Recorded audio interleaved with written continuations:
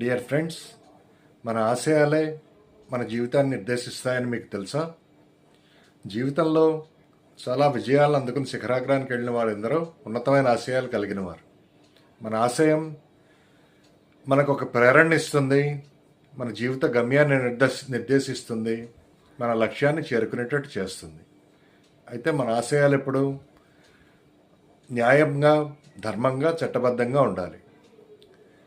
So దానికోసం నిరంతర శ్రమ అవసరం. తర్వాత దానికోసం మీరు కనే కళలు కానీ లేదా మీ ఆలోచన సరళి కానీ వాటంతట అవే తప్పకుండా మారిపోతాయి. ఉన్నతమైన ఆశయం ఉన్నవాళ్ళు డెఫినెట్గా చాలా ఆశయాన్ని అందుకోవటానికి చేసే ప్రయత్నంలో ప్రతి ఒక్క ప్రయత్నంలో విఫలమైనా కానీ మళ్ళీ మళ్ళీ ప్రయత్నించి ఆశయాన్ని నిజం చేసుకుని జీవితంలో ఉన్నత శిఖరాలు చేరటానికి చాలా తోడ్పడుతుంది. సో మీలో ఎంతమందికి ఇప్పుడు ఒక ఆశయం ఉంది?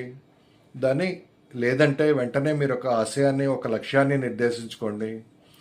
దాన్ని కష్టపడి పనిచేయండి, తిరిగి తిరిగి ప్రయత్నించండి. డెఫినెట్గా మీ ఆశయం మీ లక్ష్యాన్ని చేరుస్తుంది.